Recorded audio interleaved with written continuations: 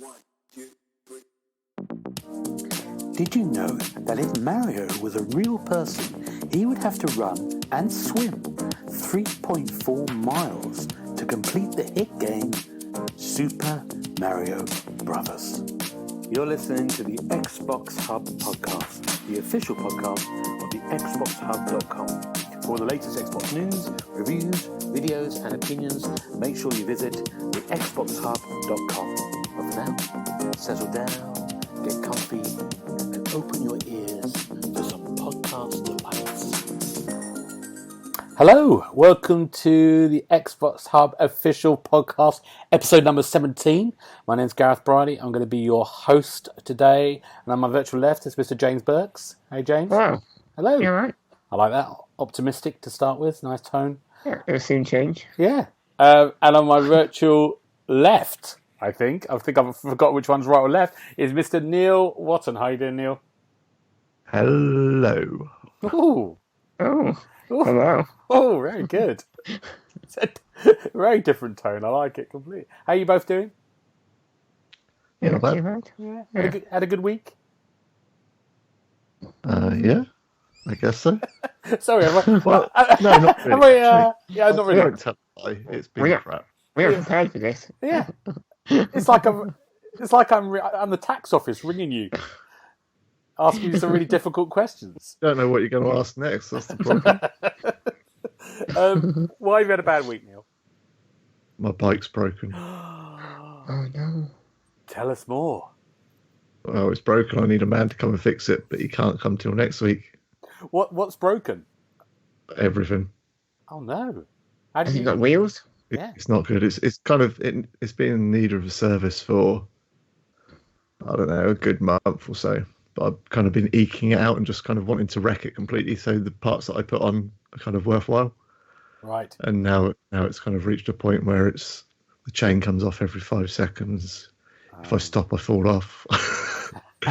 And it's no fun at the moment. What was the final straw that you said, this is it, I can't do it, I can't drive it much further? The other day I was riding along and there was a parked car in front of me, so I stopped to let another car come past the other way. And I was doing a track stand, which is where you just stand on your bike. You don't put your feet down. You just balance on your bike in a stationary position. And I was doing that quite happy. And then I went to pull away, and as I put the power down, the chain came flying off, and both feet are clipped in because I use clipped-in shoes. And I was going one way, and I couldn't unclip quick enough, and nearly ended up on the ground. Oh. And I thought, sod this. It needs to be fixed. So I can't come falling off every time I stop. How much is it going to cost to get it fixed? Well, I wouldn't like to say until I talk to the man. Okay, yeah. I've got a few upgrades that I want to do though. So in case he's listening to this. Yeah. Obviously, I want the best deal possible. So What kind of upgrades can you get? You get some like NOS, some nitrous oxide. Upgrades can you get? Christ, Yeah. I don't need that anyway. I've got legs. Like fast enough, are you? Yeah, certainly am. And that's sad. But Neil, did you get any offers about your chip shop? Last week's podcast, Neil said his dream is to work in a fit chip. Nothing. So let's put it out there again. If you own a chip shop or you know someone in a chip shop, Neil's dream is to work in one for an afternoon or an evening, just one shift. Yeah. So let us know. I'll do it free as well. Yeah, absolutely, you will. Yeah, they're not going to get you in as long as you to come pay and pick me up, take me there. In the sort of like in the south area near the New Forest, around that area somewhere. Yeah. All right. But I don't like fish, so if it could just be a sausage and chip night, then that'd be fine.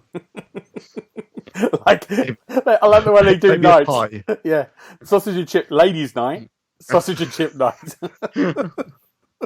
It's ladies' night at the chip shop. James, what about you? What have you done this week? Anything fun? Well, as usual, I've been watching quite a lot of Netflix. Yeah. And even more so this week because there's a lot of Studio Ghibli films being put on there. Ah. You know, the Japanese animation studio. Yeah.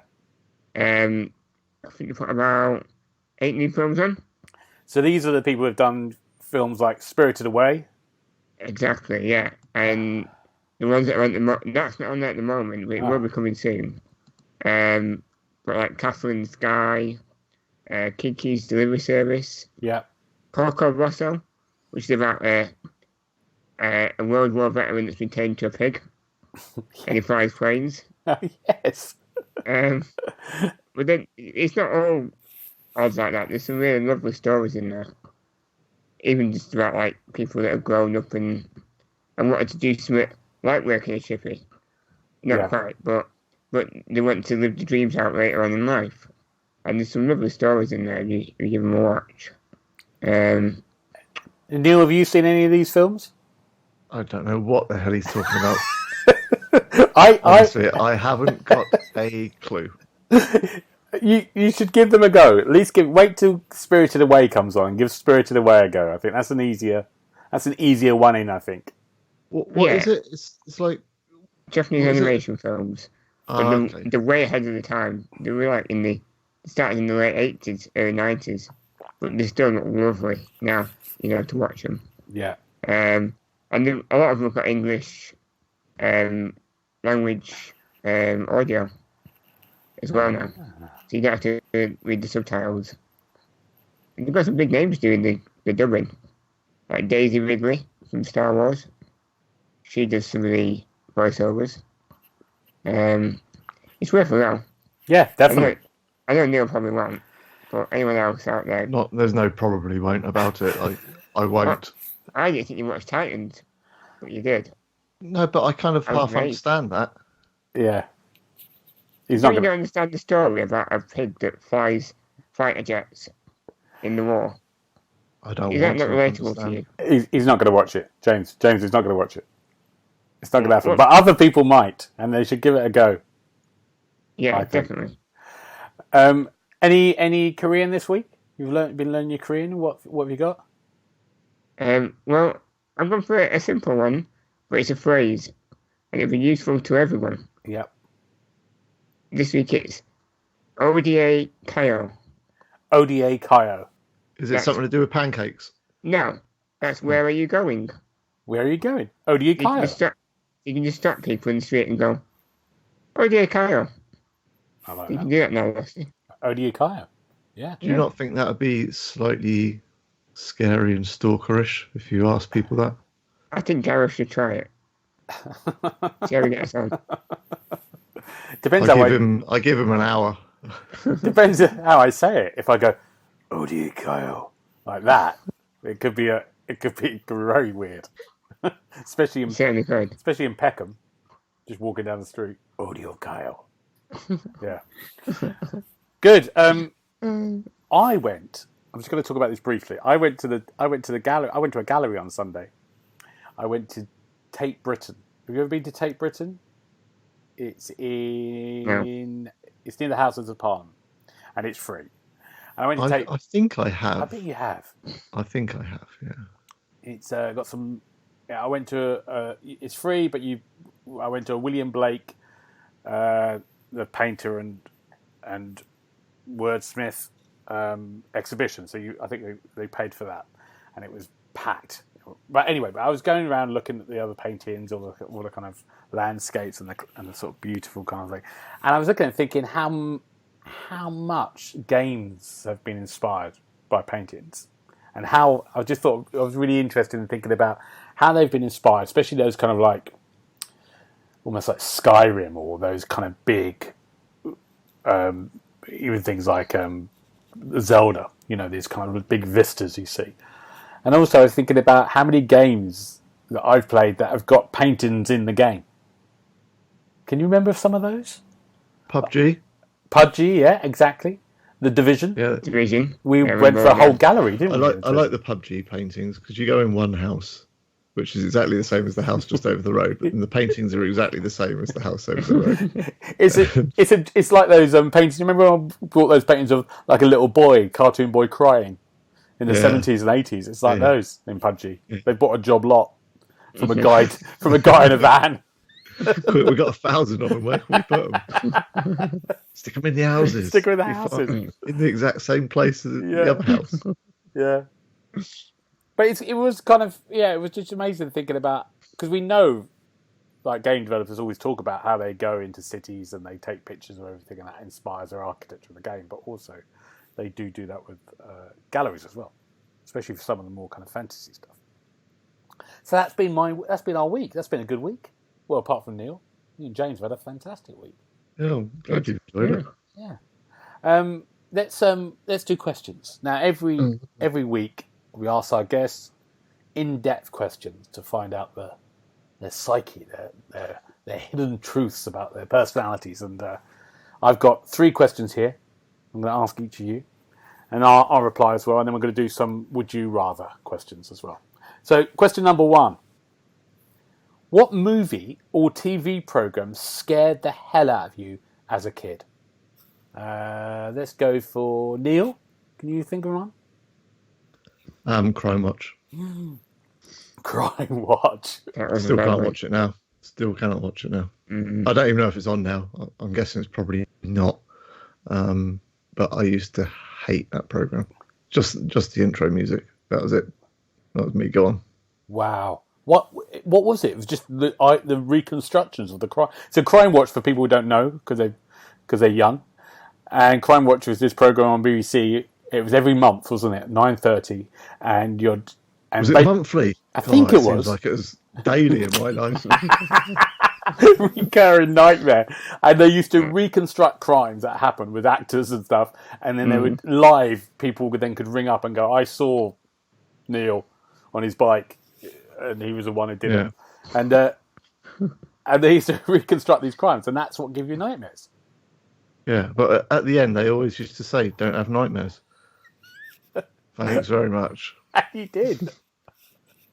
I think you should sue them because it wasn't true. You did have nightmares.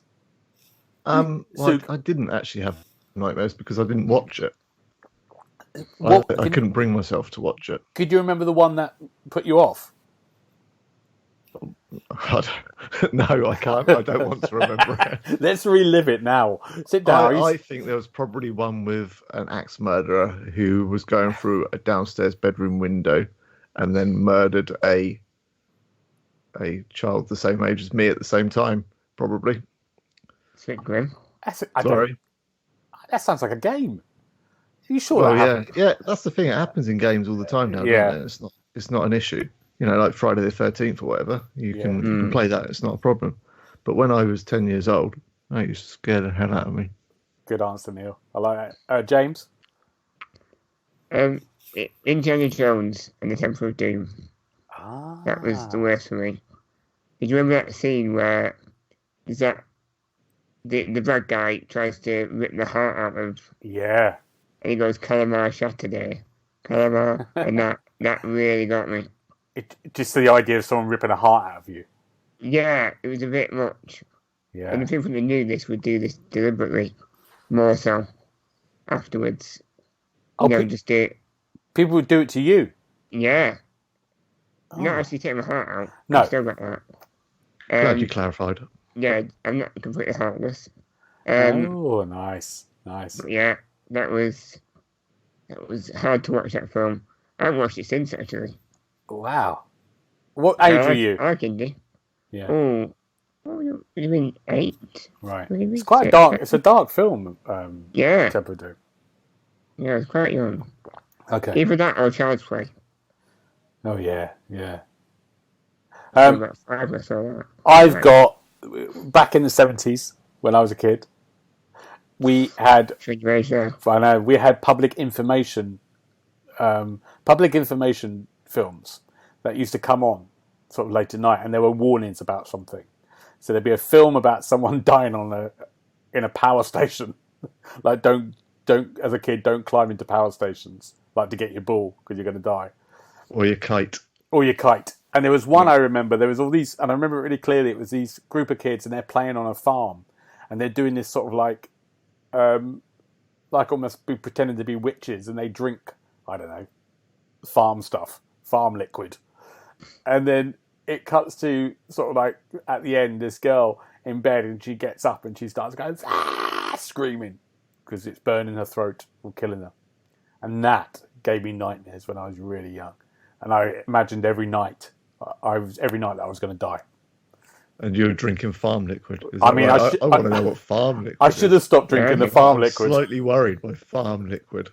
I don't know. It could be, I don't know, things that farmers use, liquid things. Milk. Yeah, could be milk. Question 2. If you could live in one game world, what would it be? Now, the reason I'm asking this, there's a film coming out with Ryan Reynolds, I think in the summer. And I've forgotten the name of it, but he plays an NPC in a kind of like GTA universe, which he goes about, and then after a while he starts to go, is this it? And so he's being a normal person walking around getting coffee, and all this chaos is going around him. James, any idea if you had a gaming world? I mean, the first thing that came to my mind was like a racing game, like Mario Kart. Oh, yeah. Because it's all the different colourful places, you're always racing and having fun. Yeah, I've got a Mario Kart. Mario Kart. Yeah. That's a good answer. Neil? I'm upset you said a racing game because that's the first thing that came to my head. Yeah. And I would say, like, something like Forza Horizon, just because you get to drive some really nice cars. But Test Drive Unlimited, is that what it's called? Oh, yeah. Yeah, you got to drive cars, you got to build houses, you got to go to the casino and win lots of money. Perfect. Wow. Can't argue with that. I was thinking about this and I thought... You're thinking about something like something fantasy, aren't you? And yeah, because I could Skyrim live or something. Farming sim. I could live in... Farming sim, yeah. Live on your tractor and farm. I want some farm liquid. I could live or on that speedboat. Sorry for jumping in. not going to let you get on speedboats. You'd like to live on a speedboat in Speedboat Challenge.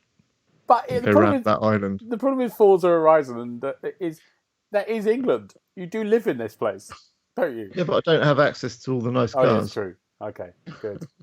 I don't know what mine would be. The problem is most games, there's a risk of death. That's the whole point of gaming. I think first of all, thinking, maybe it'd be nice to go to Skyrim or something like that, but you're going to die pretty quickly. Mm. Then I thought maybe somewhere like Zelda or something like that, and then I just don't know.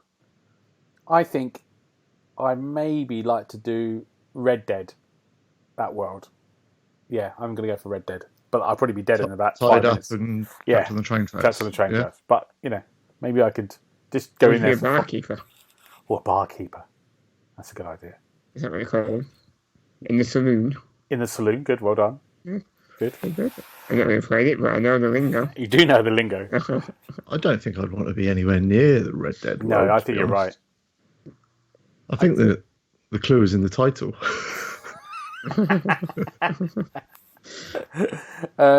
Okay. As a cyclist, though, actually, I could be in the Tour de France 2015, the official video game world. Yeah. And that would be great. Apart from the game was crap. And it looks terrible. You'll be in a worse look in France than in real life.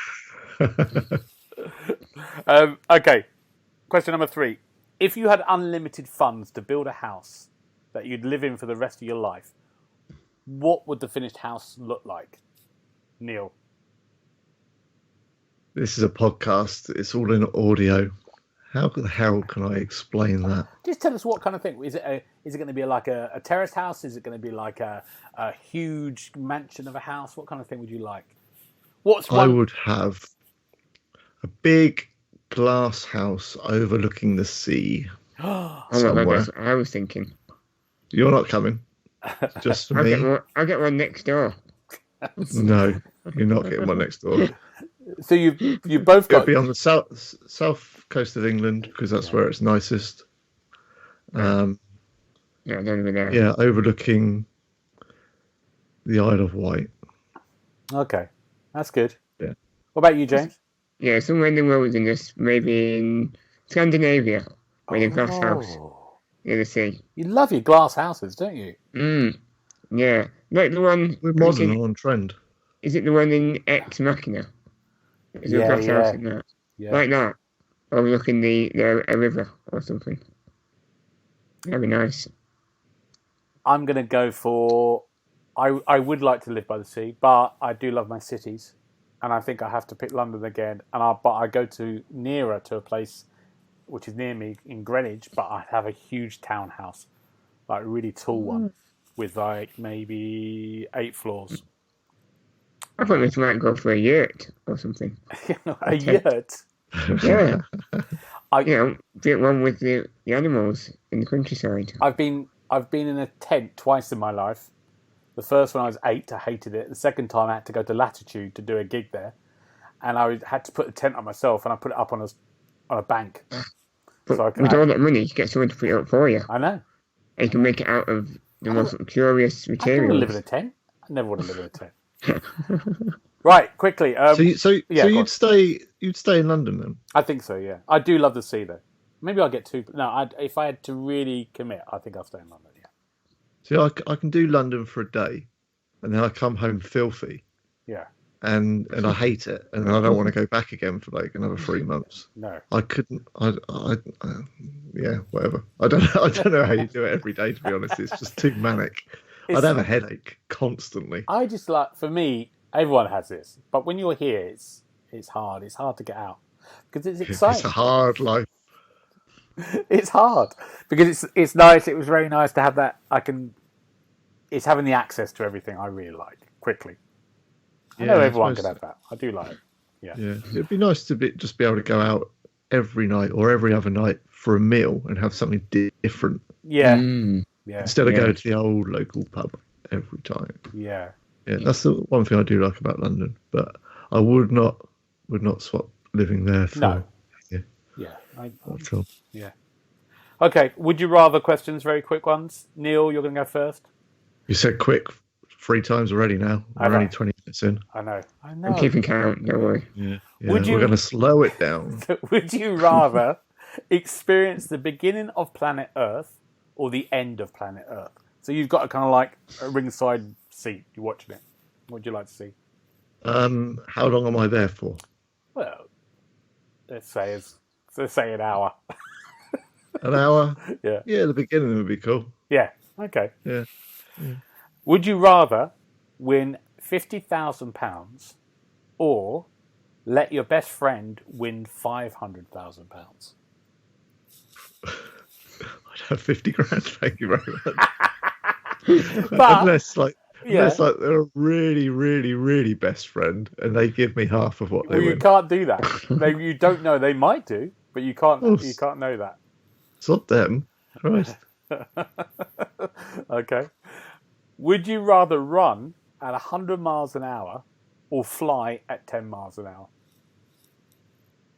Fly at 10 miles an hour because you haven't stated how high I can fly. So if I'm really high, that 10 miles an hour would be faster than running at 100 miles an hour. All right, good. All right, James, yours. Yeah. Would you rather rule the world or live in a world with absolutely no problems at all? Rule the world. But you could have a world that's completely free of poverty. But if I'm in charge, I could do it anyway. You won't, though.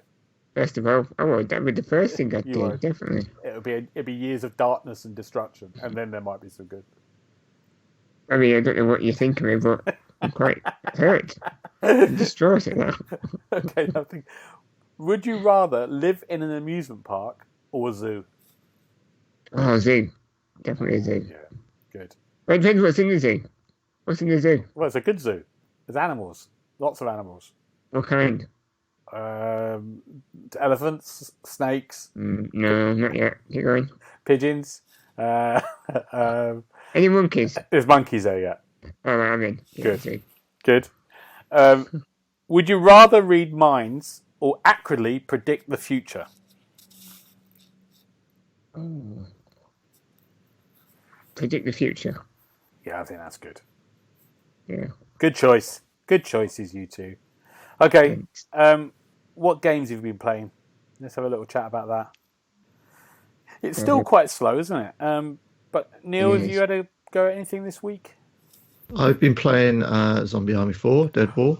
Oh. For the last couple of weeks. I haven't got very far, to be honest, but I had a nice little playthrough, and I did a stream and a let's play of the first level that was called, that I can't remember what it's called, Dead Ahead. That's it.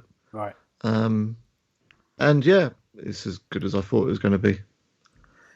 So if you've played the previous games, and you know what Dead Army, what's it called? Zombie Army. Zombie Army. It's all about. Yeah. How is it brilliant. different? Is it different at all? Is there new bits? Is it? There's new bits. It looks very good. I think it looks better than it did before, and it reminds me a lot of Strange Brigade, but mainly because of the people behind it. So Rebellion did Strange Brigade. They're doing this as well. So it looks very good. There's some nice little puzzly elements. There's some nice Easter eggs as well hidden away.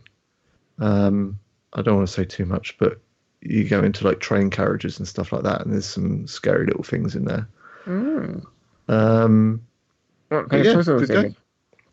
Are they like the Yeah. ones in Strange Brigade? Puzzling puzzles. Oh,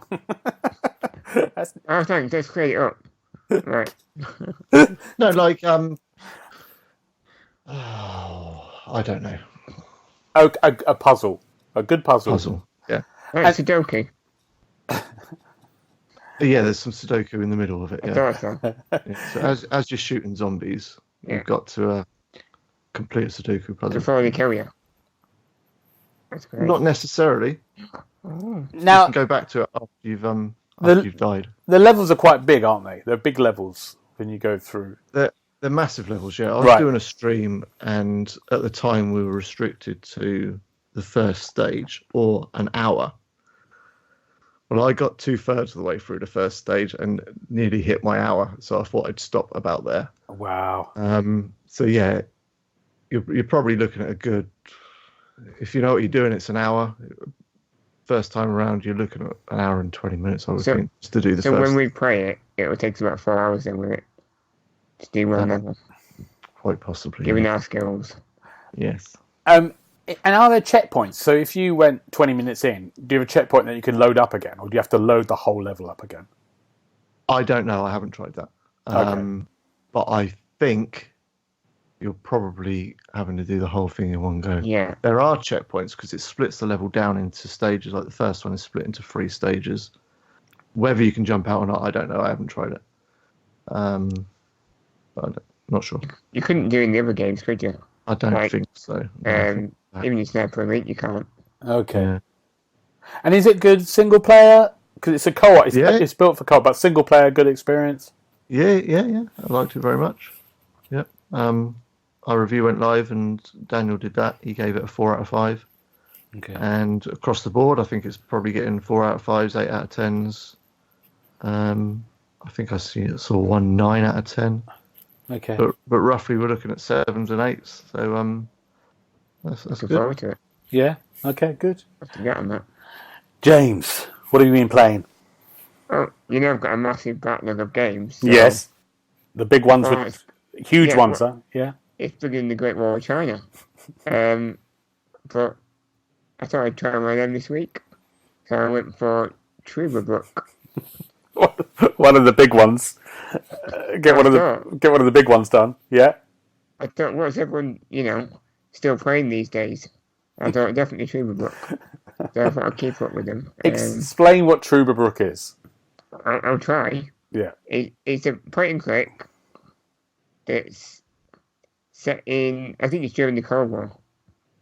And you follow this guy called Hans, who randomly wins a trip to Trüberbrook. And somehow, he ends up trying to save the world. In a nutshell.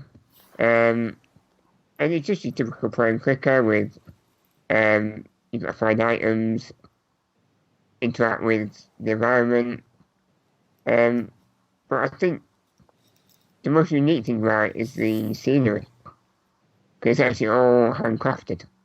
Mm. I know you've played it. It does look, despite being handcrafted, you wouldn't realise it looks so real. It looks like a real village. When you play through it.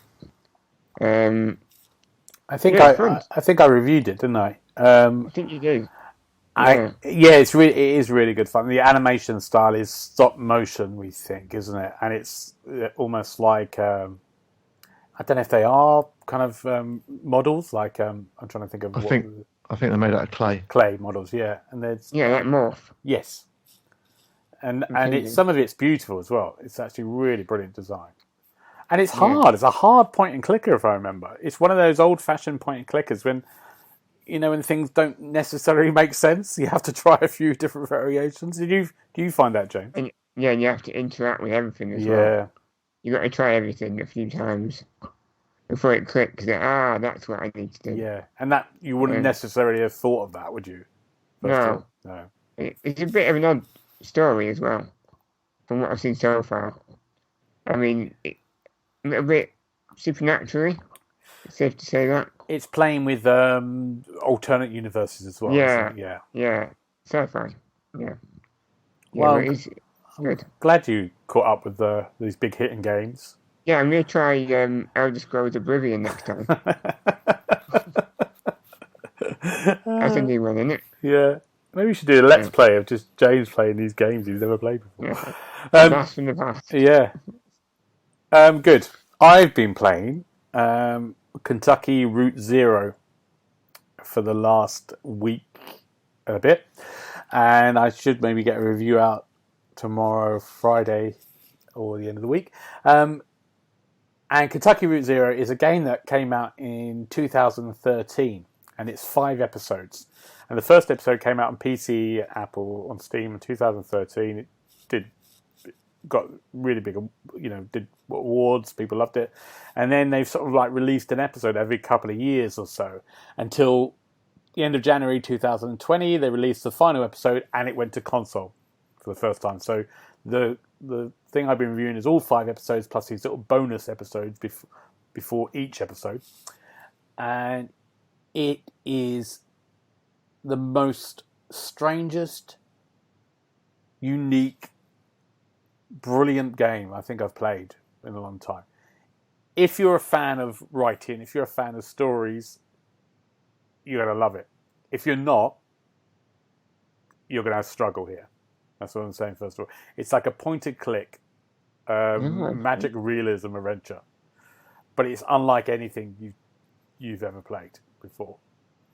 For example, there's a scene where I go into an office at some point, and I was clicking on the list things, and it went number 1 archives, number 2 operationals, number 3 bears, number 4 requests. So like a normal office, but there's a floor just full of bears. And I thought, that must be a mistake. So I went up on the list, and as the list was going up, I just saw this office, just loads of bears just in there. So it has that kind of really surreal, strange world all the time. Yeah, almost like a David Lynch movie, or something really strange and odd that you don't know what's real, what's unreal. And the idea of this Route Zero is this kind of road that this delivery driver at the beginning is trying to do a delivery, and he's trying to find this address. And the only way he can get into this thing called Route Zero. And Route Zero is like a road that doesn't exist. It's like an alternate universe of a road. So, and that's where the game starts. It starts with the driver and his dog asking for directions, and then you go off and meet all these kind of wonderful, strange characters and strange places. It's so hard to describe, but it is, I think, brilliant. Absolutely brilliant. And it's a point and clicker. It's a point and clicker, really. I mean, Is there a lot of puzzles to it? No, not really. Or mini games? No. You're sort of travelling through. Yeah. It's just one that enjoying the story. Exactly, yeah. I mean, the story is, there's some bits that you're just reading, and sometimes you hear just these brilliantly short stories by people. Because what they've done in that world is like, because they've got an overall arc of this kind of journey of these characters trying to find this delivery, but they've got lots of little side stories as well that go off, but they're like short stories. At one point, you actually go into another game called Xanadu. So you play an old, like, Xanadu? like 19. Wasn't that a film? Yeah, it was a film. Like you play like an old 1980s, action adventure game. I mean, like the ones like The Hobbit used to be on the Commodore 64 and those kind of games. Yeah. It's like Go North, things like that. yeah, it's amazing. But if you're a fan of kind of action, you don't like stories, you don't like narrative, I think it's going to be hard for you to play this. How much is it? Do you know? I don't know how much it is for the whole bit. I should really find that out. Yeah. I think I reckon if it's 24 quid, it's good value. I mean, it's a lot of gameplay. It's a lot of game because each episode's sort of taking me maybe It's £21. £21. That's good. 3 hours long, 3 hours. And plus, you got the little pre things as well. 5 of those, about an hour each. Yeah, it's a good little package. Really good. So I should have there's a little let's play I did of the first episode, and then that's on our YouTube thing, and then a review thing. I think there we go. I saw somebody talking about this game the other day on a video, and they said it was the game of the decade. Oh, is that right?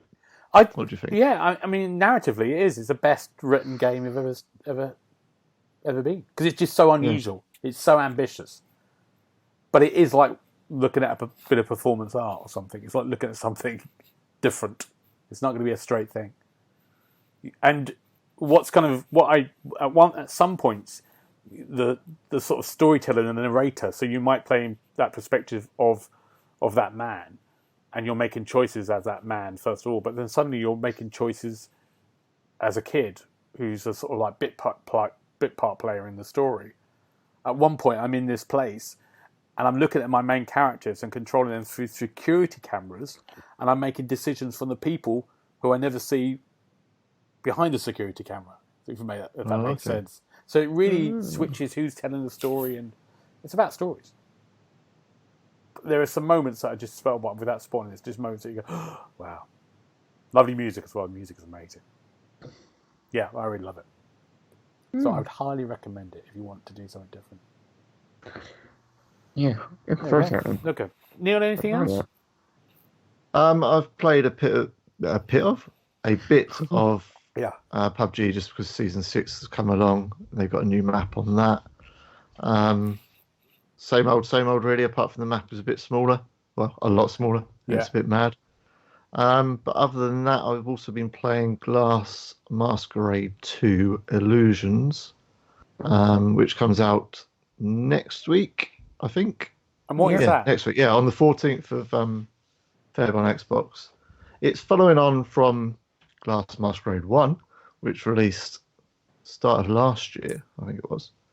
And it's basically jigsaw puzzles that you fill in. So you get a central blank kind of canvas, and you have a load of fragments, like stained glass fragments around the outside, and you have to pick them up, rotate them a bit, stick them in the jigsaw, complete the jigsaw, go on to the next one. It's pretty good. Okay. It looks really, really good. It can get very, very frustrating, mainly because you don't know what you're building. When you're doing a jigsaw, you're looking at the box. Yeah. This, you've just got a load of pieces, and you just have to work out where they fit, and you don't know until the very end what you've made. And even then, it's so abstract and so kind of full of colour, you don't know what you're building. But it's all right to sit back and just kind of controller in hand for 20 minutes and do a level. Yeah. It's kind of perfect for that. Wow. Okay. Yeah. And that's out next week on the 14th. On Valentine's Day. Valentine's Day. That's a good one. Get your loved one. Get your loved one. Play jigsaw. Jigsaw together. Yeah. Nice. There's loads of content in it though, so probably I don't know how much it'll be actually. So how much was the last one? It's about 15. I think. 15 quid. Yeah, I think the last one was a tenner. So yeah, I think it's a bit more this one. Another 50% on top of that. It's asking a lot, but then you get 30 levels, and you get like normal difficulty and then a hard difficulty, which means you have to rotate the pieces entirely yourself. On the normal difficulty, you just pick the piece up, it rotates it to the right kind of angle and plane and whatever, and you throw it in. But I haven't tried the hard yet. but that What? could be so Well, annoying. Don't do that. Don't do it. No, I'm not going to. No. James, anything else? Nothing new really. I've played with my Rocket League, Good. but it's so frustrating playing with random people. Yeah. Yeah, people talk about how sometimes the gaming world can be quite toxic. Yeah. Rocket League is the most toxic game on the whole Xbox. Even when you're winning, people are so mean. Yeah. It's so mean. One guy forfeited when we were winning because he said I was rubbish. Even though I was top. Was this chat through the in-game text Yes. thing? Yeah. Just block it out, James. Just ignore it. It's worse when you've got the headset on. And the chat, the swearing, every swear name you can think of, a swear word. Wow. And they're at the bottom of the table. And you think you just keep quiet. You know, do yourself no favours here. Do you know what's the worst online environment? Go on. Online backgammon, apparently. Yeah, my friend plays online backgammon on his PC, and he said it's like hell on earth. The abuse you get, he said, it's terrible. And he has to lie, and he keeps saying to them, when they give him abuse, he goes, I don't understand why you keep telling me, I'm a 90-year-old woman from Newcastle. You keep giving me this abuse, it's not fair on my heart. And they still keep going. Yeah. I never expect that. No, not online backgammon. It's funny you should say that, though, because I reviewed, I think it was Pure Chess or something chess, some chess game anyway. Yeah. A couple of years ago. And I was playing that online with people, and the messages I got from them on that Really? were ridiculous. Yeah, through the Xbox messaging system. It's crazy. But I don't play an awful lot of multiplayer games to kind of get involved in all the rubbish that goes around with it all. Yeah. So yeah, I was quite amazed by that. But you saying about backgammon and then chess as well, yeah. Well, it's really interesting. You know, well, the other night I played FIFA, had a game of FIFA, and my message went at the end of the game. You know, like, you know, you've got a message, oh, here we go. I'm going to get something from this thing. And the person just went, good game. And I was like, I'm so shocked now of getting a message like that, just saying good game. Yeah. When I first started, you know, online gaming on the Xbox, it was all a bit like, it was a lot more, it felt a lot more generous, a lot more kind of untoxic, didn't it? It was so much more friendly than I said about it before. Yeah. I used to play Splinter Cell, Chaos Theory, and Pandora. Me and a couple of mates, and we used to just sit there in the lobby, wait for people to join in. One or two people would join. We'd talk to them. Yeah. They'd become friends further down the line, and then they changed the whole chat system and put in parties. And as soon as parties went in, that's ruined everything. I think the demographic changed as well, though. I guess you find so, a lot of older gamers and even, you know, 20 plus, but you didn't get many kids playing it. Even Call of Duty, whereas now, you're like 12-year-olds playing it. Yeah, you should be. Yeah. So people aren't, you know, respecting the rules of the games. You know, it's an 18 game. Keep them off it. Yeah. The big boys play. But you say that. Yeah, I know. My eldest, he used to play Call of Duty when he was 12, but he never went online screaming and shouting and calling the other people every name under the sun. But that's not a gaming problem, is it? That's just a societal problem. Yeah, and it's definitely changed since the early days. There's a lot more than that now. In every game. I think that's the end of what we've been playing. I've got another thing, but I'll leave that till next week. I saw something which made me think, which links in a little bit with what we're talking about here, but maybe a little bit. Did you see in the news this week that Dan Houser from Rockstar Games, he's left Rockstar and Take-Two? Yes. I heard about it. And his brother's still there. They've set up the GTA games together. Sam Houser's still there. Dan Houser's left. Which is kind of an interesting thing, first of all. There's two things to this. First of all, he's left, and I think they're probably in the middle of their new GTA game, which is rumored to come out 2021 maybe. But I think it's probably it's in mid development, or it's there. So it's very interesting to get about him leaving. And the second thing was he said about a couple of years ago, I think he took a break from the company, and he was talking about GTA maybe a year and a half ago and saying, I think the next GTA is going to be really hard because we live in a very different world now. What with people's ideas towards sexism, people's ideas towards the race, about how it's a much more sensitive world now. That he was kind of concerned about whether GTA would fit into that. How do they tell that story? And I was super interested about him kind of going as well. I mean, he's probably had enough as well. He's probably been doing it for so long. He's probably made enough money. Yeah, exactly. They're billionaires, aren't they? So it's like, that's probably why it's gone. But also, it made me think about the new GTA. And I thought, yeah, could you, even GTA 5, which came out, 2013, 14, would that stand up now? Would that be good, okay in this point, in this where we are politically at this point?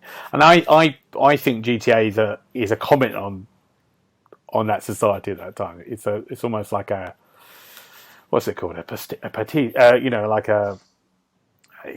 laughs at it. It takes the mick out of it. It analyses what it is and then puts it out there. And it's quite clever in that. But other people find it find it very offensive. What do you two think? Do you think a new GTA will be strange now, or fine? It would fit in? I never played the fifth one really, right? But I know the GTA, from the ones that I have played, it really isn't as the PC in any way, is it? They don't hold back in the killing, the shooting, even the strip clubs. They've all featured quite heavily, haven't they, in the previous ones? Yeah. I think people that like GTA will still buy into it, because you have to remember it is a game at the end of the day. And like you say, it is more social commentary on that kind of stuff than it is glorifying it. Doesn't really glorify it, does it? I suppose it doesn't glorify it at all. No, not in my eyes anyway. It doesn't. Yeah. And you just said it yourself. It's a game. You play it if you want to play it. Right, all right. If you don't want to play it, if you don't agree with it, you don't buy it. You don't play it. It's a simple life, really. People complicate things. It's interesting, isn't it? I think he probably came from a point. I'm speculating here like a madman. Yeah. But he, when they made Red Dead, the second one, which they invested a lot of time in, 7 years, and he co-wrote it.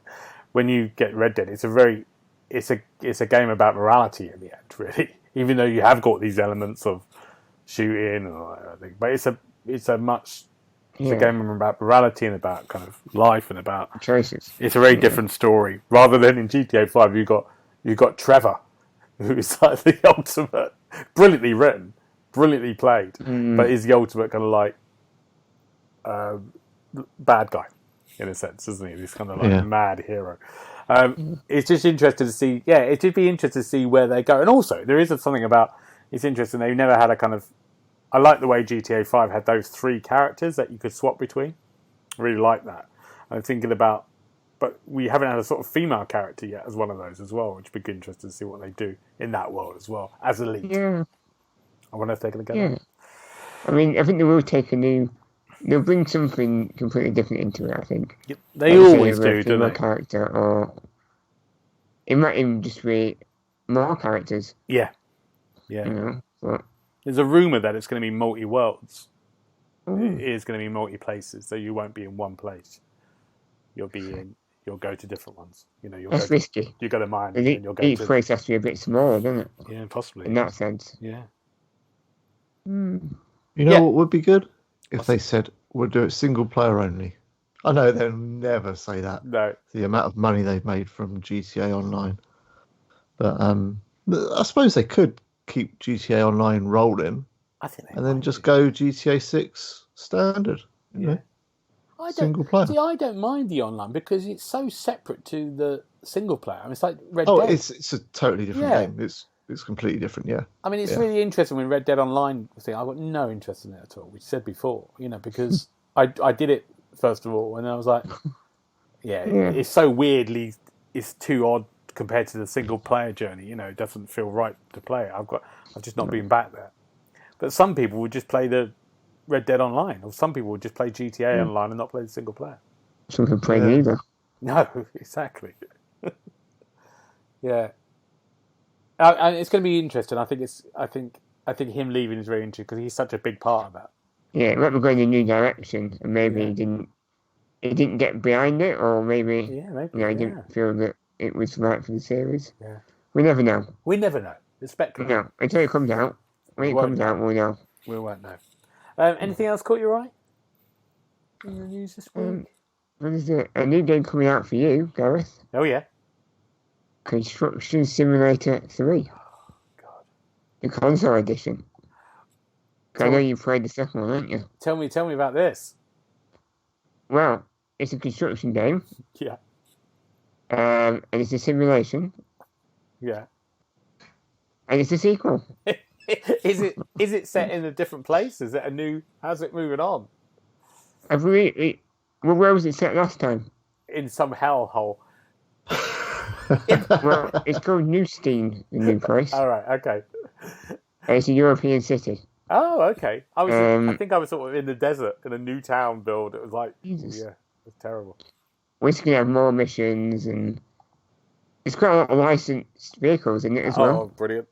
Like from Caterpillar, Bobcat, all the big ones. If you get to play Construction 2 ever, and I didn't mind Construction 2 at all because it does a different job. But you basically go around, and you do odd jobs around places, like you dig holes and put drain pipes in. But it's quite detailed about how you have to do this stuff. I spent maybe 2 hours trying to make my digger not fall over and try to get the bearings right for it. Oh, and at one point, I spent another hour trying to put cement into my truck. That's how sometimes detailed it was. And speeding fines. You get speeding fines all the time. I was just losing money. I was bankrupt by the first 4 hours of it. Yeah, I'm really looking forward to Construction. When's Construction 3? When's it out? Soon. Yeah, it's not like an official date, I don't think. They're teasing. No, it's going to be very soon, though. Imminent. I understand. Teasing it. Wow. But do you remember the mirrors in the first one? The vehicles? Yeah. Well, they've fixed the problem with that now. Now they all move the mirrors. Oh. So you can look behind you better. Good. Oh, that helps. That helps. There was this roundabout that I saw in the town, in this hellhole of a town, right? And you go to the roundabout, and the cars would just go round in a circle. They would never get off. It scared the hell out of me. They would never leave the exits. Oh, it creeped the hell out of me at that place. Yeah. Well, you look forward to that anyway. I'm looking forward to it, yeah. Neil, anything that's caught your eye? Anything? A bit slow, not really. Just there's a little bit of Game Pass stuff. Just a couple of new games coming. Yeah. Final Fantasy 15. Not bothered about that at all. Wolfenstein Youngblood, which is a decent little co-op game. Played a bit of it until my Xbox decided it didn't want to play it anymore. It kept overheating the Xbox. I've got it as well, and I only played a bit of it. I need to go back to it. Could you actually play it? Yeah, I was trying to play it co-op, and it just kept throwing me off and crashing. We had the same problem at the same time, didn't we? Our Xboxes, they were crashing us, weren't they? So it might be, but Final Fantasy's that's a good addition. It's a big game there. If you like that stuff, I played a little bit of it. Final Fantasy, yeah. Okay, good. Which brings us nicely on to what we're going to chat about this week, which is the playing together co-op games. Best kind of games. Yeah, so we're going to talk about worst kind of games. The worst kind of games are the best kind of games. That's what we're going to say. The best or worst. Let's start with the best. For you, James, why do you love co-op games so much? I think I just enjoy the camaraderie and the working together. to solve problems or to win, depending on what game it is. Yeah. And I think the best games for that are like the sports games, like your FIFA and even driving games like Burnout. I mean, Burnout Paradise back in the day, you could spend hours and hours on that online, completing challenges. And it was literally with eight random people, and you could have a great time. And there was no animosity, no swearing, and you just be doing loop-de-loops, you be doing drifts. It's so much fun Okay. when you do something together like that. Then you get the good games that in the shooters as well. I know we've played Division, haven't we? We have. And you get so invested in just the world, not necessarily the story. And anything you do in it is a triumph, especially when you're carrying someone. Yeah. Good. Okay. Yeah, I'd say the sports games are the best ones. Well, and Neil, why do you think this co-ops are the worst experiences? I don't think they're the worst. There are, in my eyes, there are 3 elements to gaming. That's you've got the single player, you've got co-op, and you've got online PvP multiplayer. Yeah. Now that is the worst by a mile, in my eyes. Doesn't matter what you're playing, going up against somebody and having to put up with their crap is terrible. So that leaves you a single player and the co-op. I prefer a single player game just because I can play it at my own pace. I can take in, everything at my own pace. And then you've got the co-op stuff, which works when you're looking at games like Strange Brigade and Sniper Elite. Going back to Zombie Army again, it works perfectly in those games. And that's where co-op comes alive for me.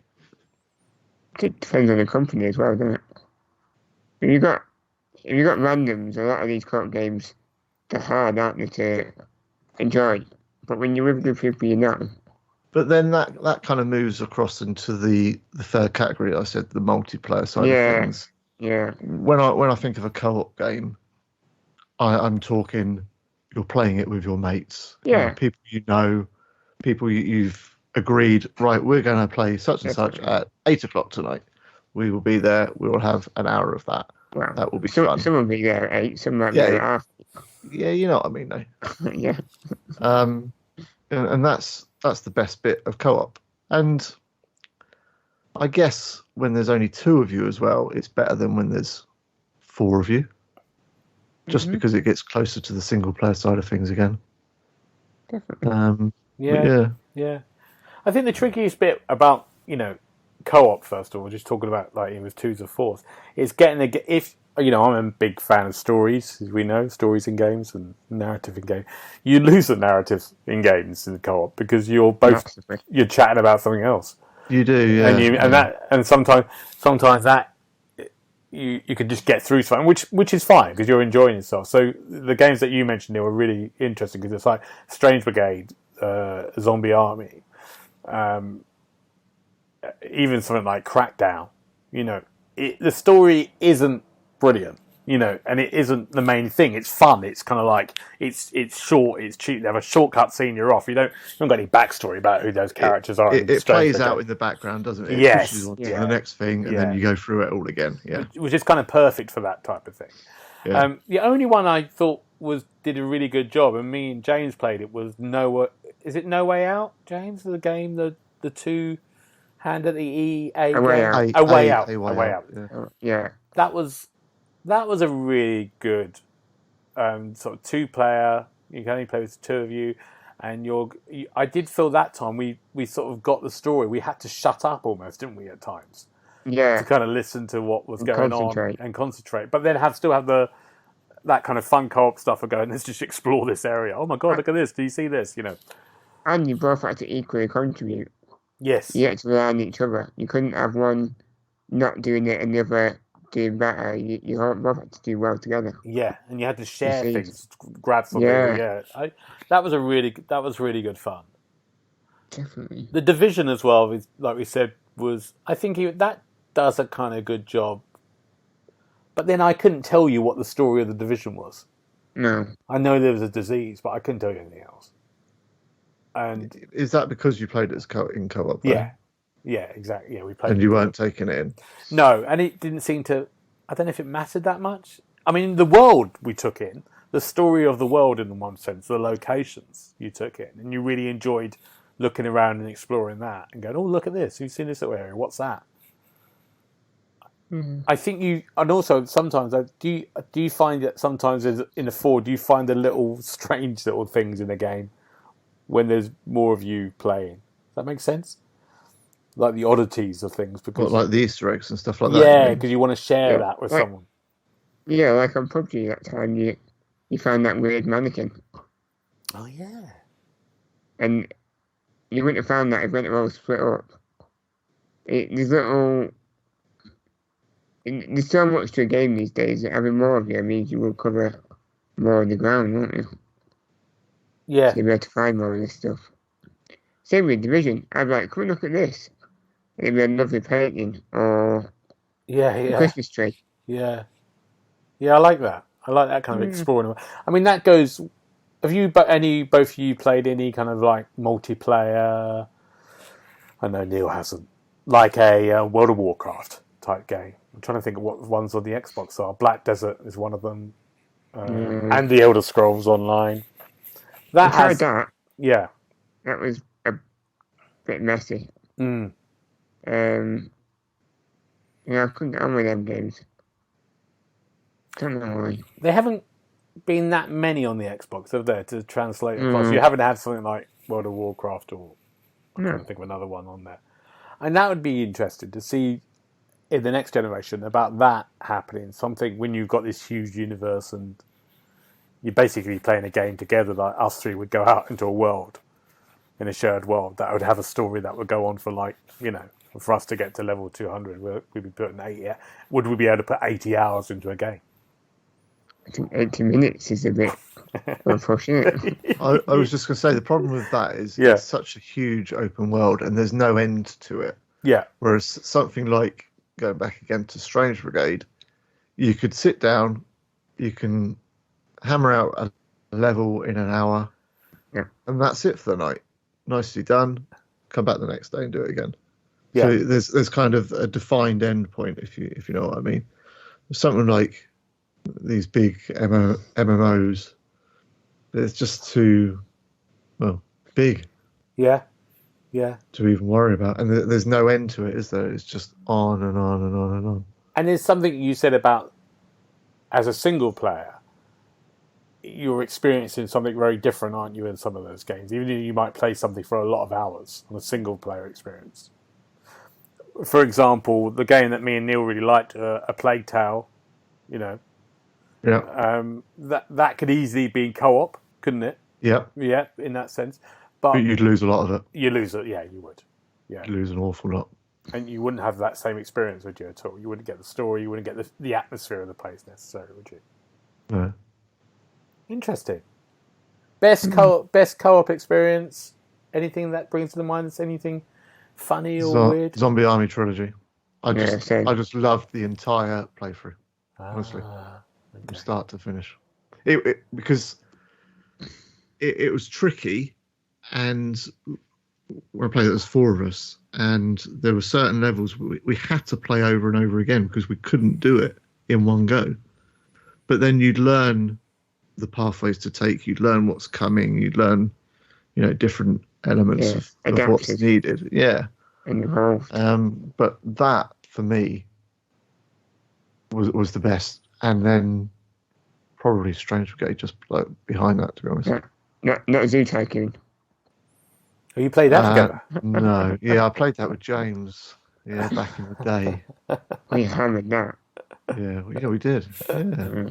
I forgot all about that. Found all the coins as well. Oh my god! Coins, yeah. If you'd like to know where the coins are, check out our YouTube channel, and there's a coin for every animal, and we've detailed them nicely for you. Yeah. Good. I forgot all about that game though. Christ. But no, it's not at the top of my co-op list. Yeah, I think I'm with you with Zombie Army. That was so much fun. It wasn't easy either. Sometimes when games are easy, you get through it quickly, but there's no hard times. But we stuck together in the hard times. You kind of needed all 4 people to be on it in as the well. room. Yeah. In the room. In the room always helps, yeah. Yeah. but kind of on it and listening and communicating and pointing stuff out, and that worked perfectly. Good. Okay. Nice. Anything we're looking forward to next week before we go, James? Just Glass Masquerade 2 coming out, really. Oh, what Neil's been playing, yeah. Okay. Yeah, it took me off a little bit. But still, I enjoyed the first one, so... If you like the first one, you like the second one. It's, I think it's more of the same. It's just more of the same frustration and enjoyment. I enjoyed it. In equal measures. Neil, what are you looking forward to? Anything? You get your bike fixed? Get my bike fixed. Good. There's nothing else more important in this world. And hopefully you're going to get a day in that chip shop. If someone please would please write in or send us a tweet. I wouldn't say hopefully. I would. If it happens, it happens. That's all I think about. That's Can you get right to someone and get it sorted? Like a TV show. Yeah. Jim will fix it. We can't do that anymore. That's gone. That's been wiped from history. What? Exactly. Right. No. Well, it's going to happen. It's going to happen. It happened before episode 50. That will happen. The only thing I'm looking forward to this week is a new TV series on Netflix called Lock and Key. And Lock and Key is based on a graphic novel that I think I read a while ago. And it's about these 3 siblings who move to an ancestral home after the death of their father, and they find that the house has these magical keys and it gives them powers and abilities. The graphic novel was brilliant, so I'm really interested to see what Netflix do with it. It's one of their big budget productions, and that starts on Friday, so I'll give that a go and I'll report back next week to you lot. Good. Brilliant. Does that mean it's all out on Friday? I don't know, actually. I think it is all out on Friday. I'm feeling it is. It's one of them ones. Yeah. But there's so much to watch. I'm behind and everything. All right. Right. Lovely. Where can we get you on Twitter, James? You can get me on @LKGKO and on Instagram the same. And Neil, where can we get you? And Neil363 and all the site stuff, the Xbox Hub. Just search for it and you'll find it. So have a look at some of the Let's Plays and the unboxing on the YouTube channel, all the things that we've been talking about this week. And we'll see you next week. Thank you very much, James. Thank you. Thank you, Neil. See you later. See you later on. Bye-bye. Bye. You've been listening to the official podcast of TheXboxHub.com. You'll be able to find all the notes for this show at www.TheXboxHub.com/podcast. You can also check out our social feeds on Instagram and Twitter @TheXboxHub and search for The Xbox Hub on Facebook.